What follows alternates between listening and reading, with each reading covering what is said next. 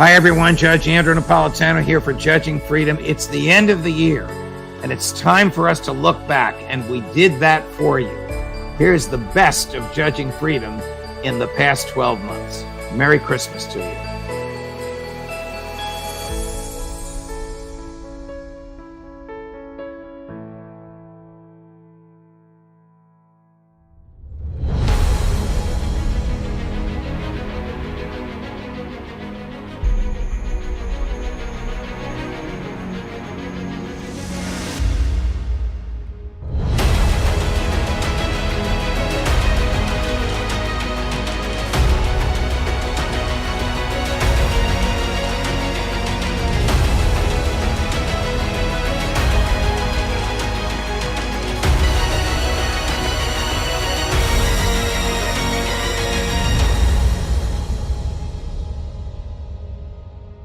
Imagination that Russia somehow is so fragile, so rotten in itself, that just the announcement of this huge offensive that's coming, the Russian troops are going to start panicking and they're going to get frightened and that they're going to then bring about a crisis in Moscow. I mean, it's magical thinking. I mean, it really is completely out of it. But I think they have this idea that if an authoritative figure says, we're going to mount the biggest offensive since the Second World War, that this is going to frighten the Russian troops on the ground.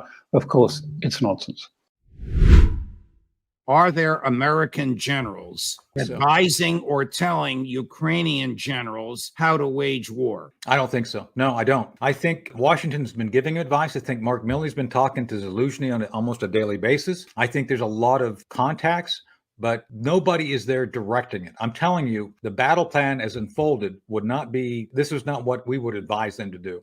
So I'm telling you, either we have the most incompetent colonels and generals, or the Ukrainians just aren't taking direction.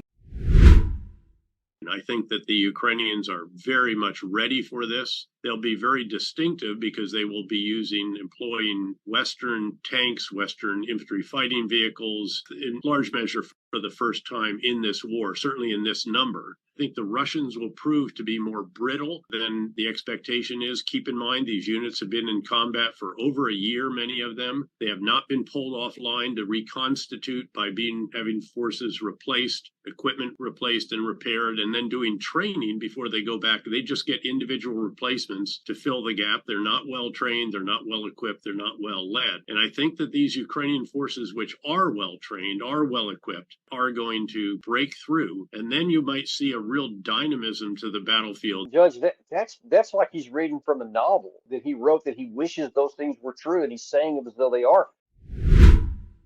How do young people, young Republicans, feel about Joe Biden's slow movement of us into war? And if you say they're opposed to it, where are they? It's very interesting. You're kind of, so where are the millennials? Where are Gen X? And I understand Gen X doesn't necessarily have the most political activists out there, but for millennials, that is a good question. You could say millennials are finally with their families, but most millennials aren't even having families. So that's a huge issue for it as well. Where are millennials? They're probably watching the latest Marvel movie right now, because honestly, certainly in the millennial generation, young 40s, mid 30s, they've just checked out. They really checked out after Afghanistan and Iraq, and they're diving into pop culture. They're diving into Netflix. You don't see family formation. You don't see wealth formation. You don't see home ownership, the millennial generation, as much. But versus I have friends like this who, because we all got into the job market right as the economy was falling out during the financial crisis, and so people said, all right, well, let's go join. I mean, I even joined the military. No, I didn't join in a combat capacity, but joining the military seemed like a better idea than going back to college and getting into more debt. So at least you would have some job. Now, I pursued Intel. I had a China route, so I was different than some folks. But a lot of guys, they joined up and did a couple of pumps in Iraq, Afghanistan. Some of them came back. Some of them came back super messed up. Some of them didn't come back at all. That's something that really affected the millennial generation. I think that a lot of people haven't pointed out yet. But what gets me, though, is I think there is a cognitive dissonance, because people don't want to admit that it was all for naught. They don't want to admit that all of the fighting, all of the war, all of the battles, that at the end of the day, the entire thing was a snafu. Ukraine will end up like Ukrainistan in 20 years or maybe 10 years. the CCD, the Centers for Disease Control, and information terrorism in America. What the hell is information terrorism from the perspective of the deep state in Atlanta, the CCD? Well, apparently, if you voice an opinion that counters their official narrative, you're an information terrorist. I mean, that's what we're talking about here. Dissent has become terrorism. What we normally expect in America, which is civil debate, discussion, and dialogue about difficult issues. That's how we improve ourselves as a democracy. We sit down, we have a free exchange of ideas.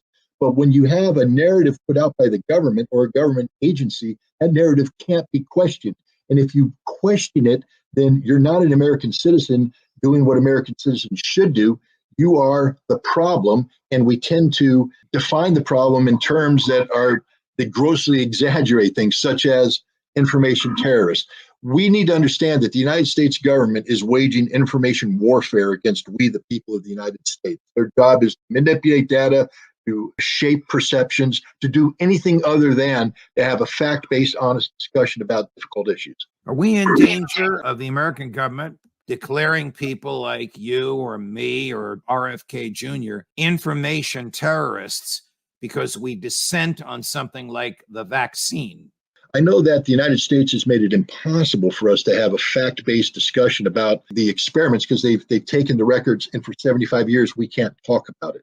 I know that anybody who raises the issue gets silenced. It gets deplatformed. Deplatforming is a tactic used by the U.S. government directly, more likely indirectly. We know that the FBI has in the past and maybe continues to have interaction with various social media outlets where they are instructed to shut down people who are talking.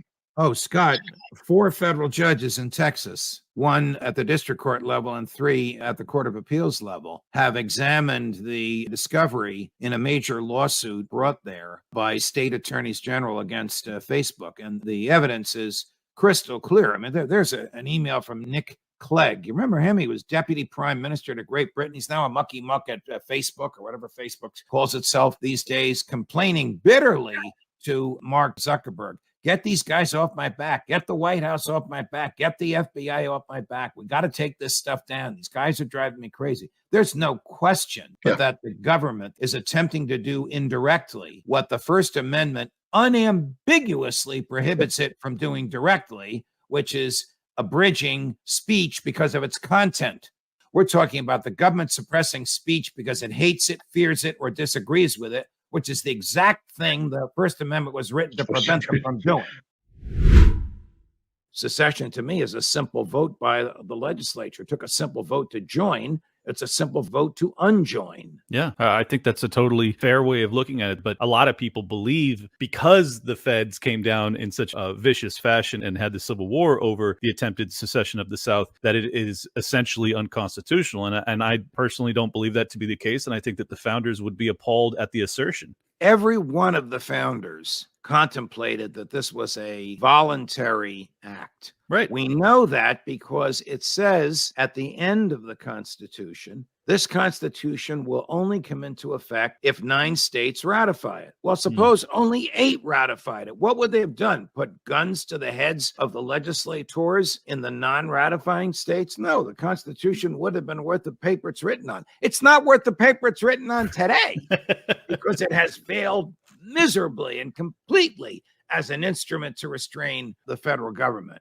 But they obviously contemplated the free legislative will of the states. There is, of course, a typo in the Constitution. The third word, we the people, was not the people that formed the federal government. It was the 13 states. That was a canard written by Madison in his big government era.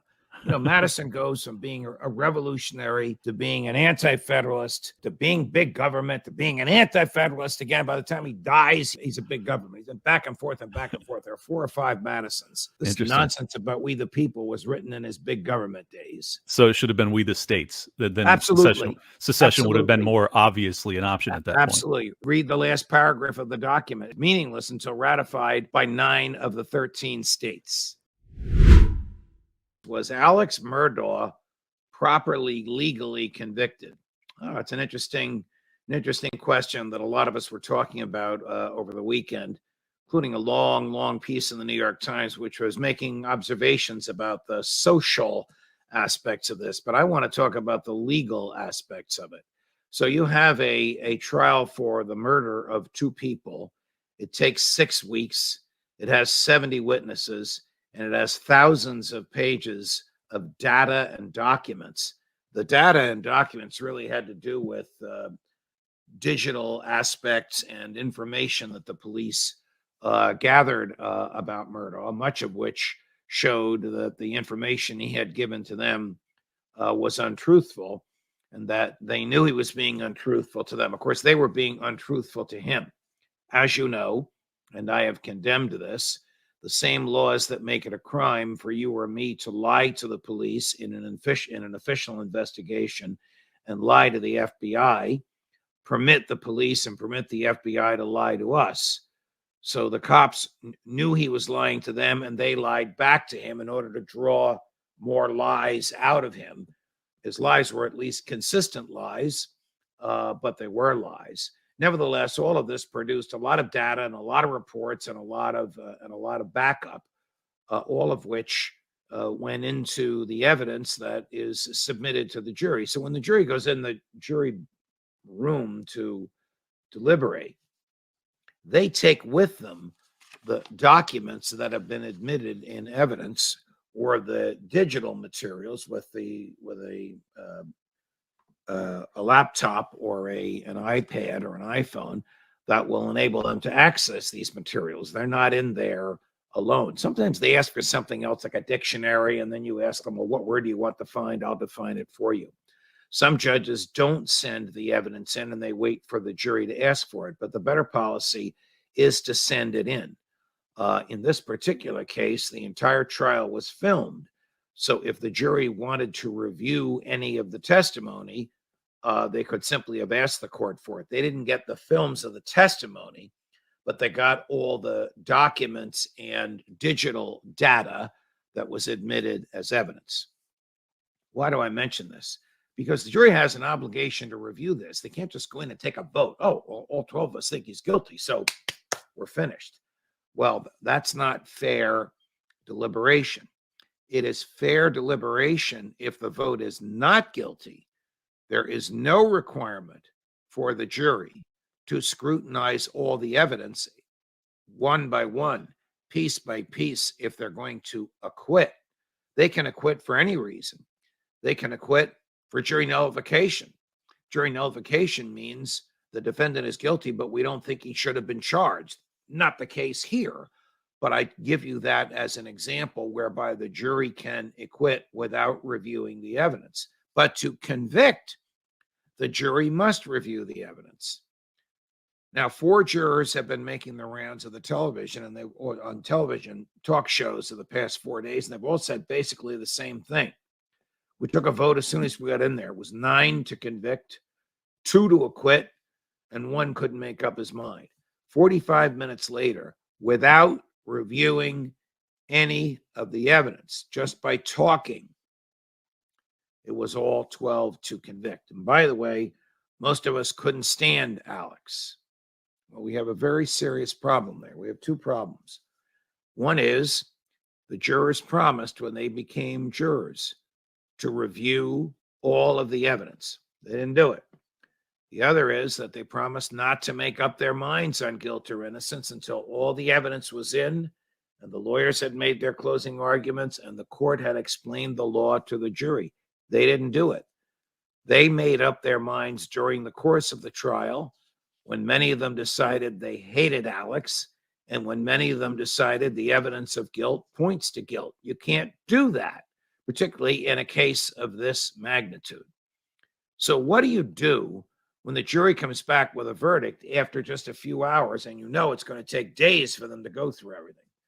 Well, the court should say to the foreperson, if your verdict is to acquit, I'll take the verdict now. If your verdict is anything other than that, you're going to go back in that room and review all the evidence. That's what should have been done, and that's what Murdaugh's lawyers should have asked for. They did not. The reason they didn't is I think they thought he was going to be acquitted.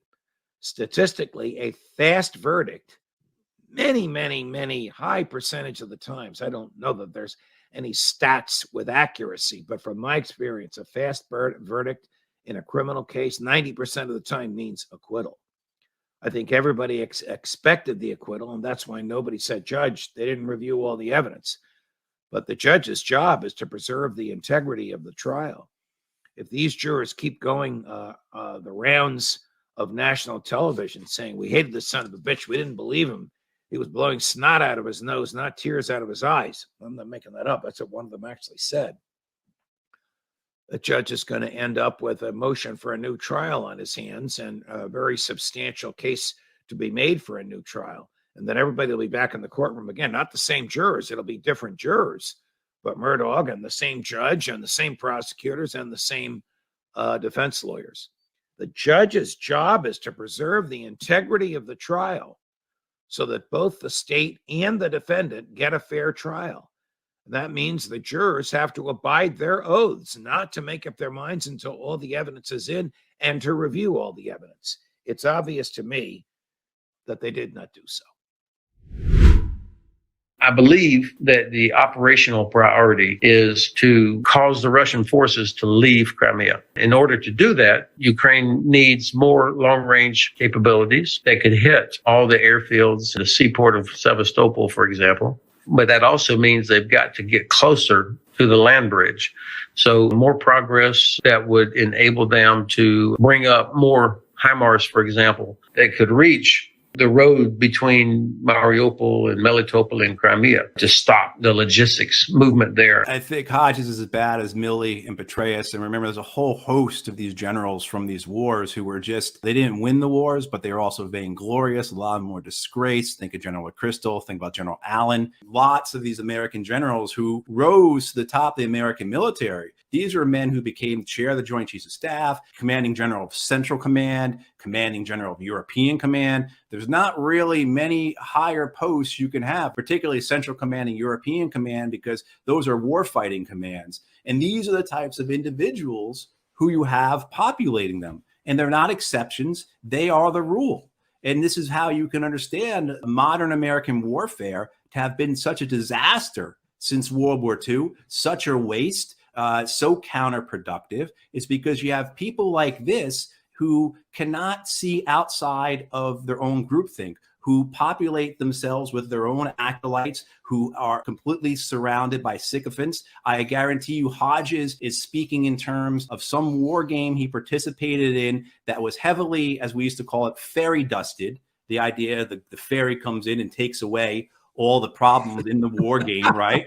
Because what would happen in these war games, Judge, I'll give you an example. I used to take part in the war games for Korea. We didn't have enough bridging material to construct to invade into North Korea. So the problem was already resolved because the fairy dust came in, and instead of having 3 bridges, as the engineer, I now had 8 bridges. I mean, this is what people like Hodges sit on top of. And so it gets to this point of this propaganda and their worldview and the groupthink or the hive mind, but they don't hear anything that doesn't interact well with their narrative.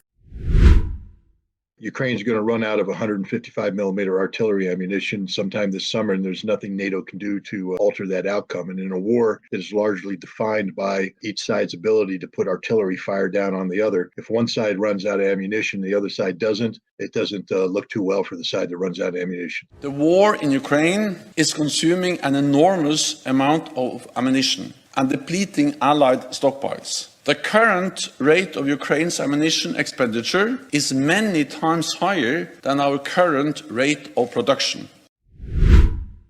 Understand what the West has been saying for years and believes firmly that Putin is weak.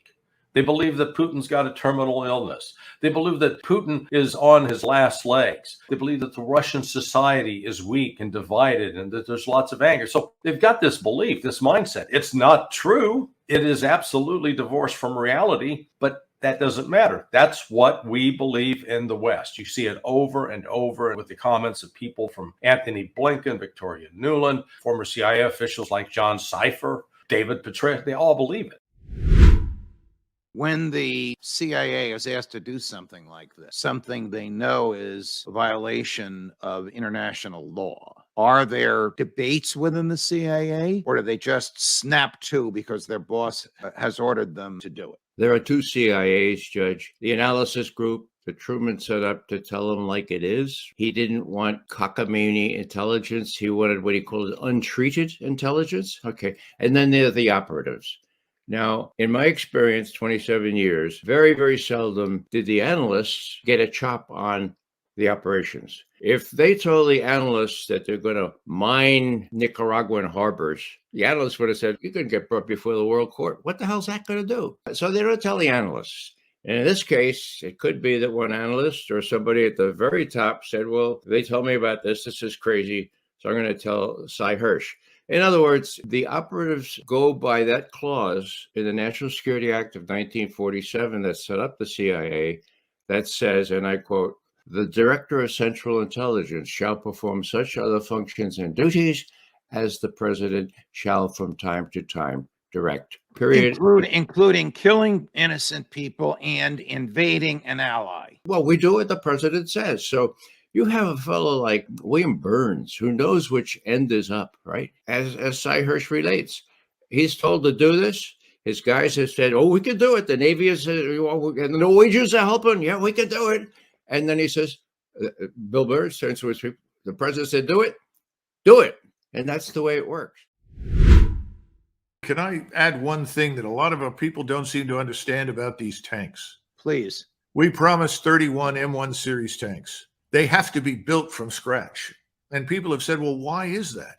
Well, it's very simple. We have a form of armor protection on the existing M1 series tanks that is some of the very best in the world, if not the best. That was developed over many years. It's a very complex composite form of armor. We will not allow tanks with that unique armor to fall into the hands of the Russians. And we have to assume, based upon the Ukrainians that have lost, we estimate 7,000 vehicles, including at least a couple of thousand tanks and 2,000 or 3,000 other armored vehicles that have either been destroyed or fell into the hands of the Russians. We have to assume that these could. So the decision was made to build 31 M1 series tanks, but apply the 1970s armor to them so that if they fell into the hands of the opponent, it would not be a security risk for us. We would not lose this advantage that we have. But there's something larger here, and this is very important. There's a lot of nonsense going on about what we're going to send. And you've heard all the analysts that are worth a damn and honest point out it's not going to make any difference. I think we're preparing an apology in advance. I think everybody in Washington in a few months is going to say, well, we did all we could. Look at all that we sent. We just couldn't make it happen. And I think that's where we're headed. In the meantime, millions of Ukrainians' lives are destroyed. The state is destroyed. The nation is destroyed.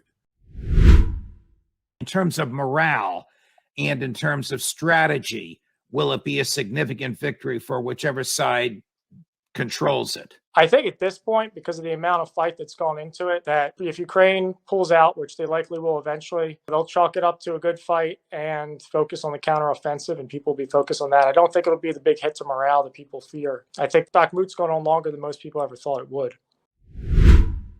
This is a classic example of politics taking precedence over intelligence. You know, you would think at the outset of this, if they're going to, quote, punish Russia by imposing sanctions, somebody would have asked anyone in the intelligence community, do we have a historical record of sanctions ever working in terms of changing the policy of a potential enemy? And the answer is no. Or you could say that it worked in World War II. It inspired the Japanese to carry out attacks on Pearl Harbor. So this is deliberate malpractice. There's no other way to describe it. I was told just in this last week that the top brass at the Pentagon are being briefed to believe that they're turning Ukraine into Russia's Vietnam, which betrays a level of stupidity and ignorance about Vietnam that, you know, we can't even begin to touch on here. So out of touch with reality. It's shocking.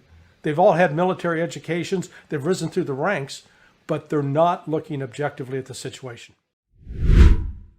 When the government is going to get involved, it has a duty to explain what it's doing, when it's doing it, where it's doing it, why it's doing it, and how it's doing it. And it shouldn't suppress or intimidate reporters who attempt to find that out. Secretary Buttigieg is approached by a reporter whom at the end he tries to intimidate by asking for a picture of her. Then you'll see his own official spokesperson. These people work for you. Are you going down there? What's up? Are you going down there at all? Yep, I am. When are you going? I'll share that when I'm ready. Okay, Not talking on thank the you. street. Can I get a photo? Yeah. And you guys, I would like you guys to turn your cameras off. You're and not then on I'm my happy- camera. Well, I'm on a camera. I would like your cameras to be off, and then I'm happy to talk to you guys. Well, if you're the press secretary of the Secretary of the Department of Transportation, don't you think you should be able to ask questions from the American public that you serve? Absolutely. I would like to do it without the camera on. Can I please. ask why? I think that is a little bit aggressive. That's why. And Why I just is want it you to have- aggressive? It- I'm on behalf of the American people, I'm just asking why he has not been here. Why won't you talk on camera? We pay your salary. And why on earth is she afraid of a camera? And why on earth does he want a picture of who the reporter is? Mr. Secretary, it's the American public. Let me ask you this. Does the American intelligence community spy on the president? When Joe and Jill are talking about where are his slippers when he gets up in the morning or when he goes to bed at night, does the American intelligence community hear that? I would have to suspect they might. That's as far as I can go. If they do, then they must have an opinion on the president's mental status, and they must have passed that opinion on to whoever briefs the president on national security issues. No? Well, no, that's a different issue. I believe, well, I've known some people who were actual presidential briefers, and they certainly formed a judgment on the intelligence or the interest of the people that they were briefing. And going back as far as Bill Clinton, who actually would not even talk to his counterpart at the CIA. We also had people like George Bush, who had his own team that basically ignored what the CIA was saying. I would think that this was also true of Donald Trump, who clearly was listening to some people that were providing him with insights. But the fact is, I'm sure they produce judgments, the CIA people, when they get into the White House and talk to the president, and I'm sure they pass this on. When you say George Bush had his own team, to which George Bush are you referring, the father or the son? The son. The son had the neocons in every conceivable position in his administration, many of them in the Pentagon, but also in the White House. Probably all loyal to, acolytes of, and reporting to Dick Cheney. Some of them were, that's certain, but they had their own structures too. They certainly had friends in a lot of the think tanks in Washington and also in the media.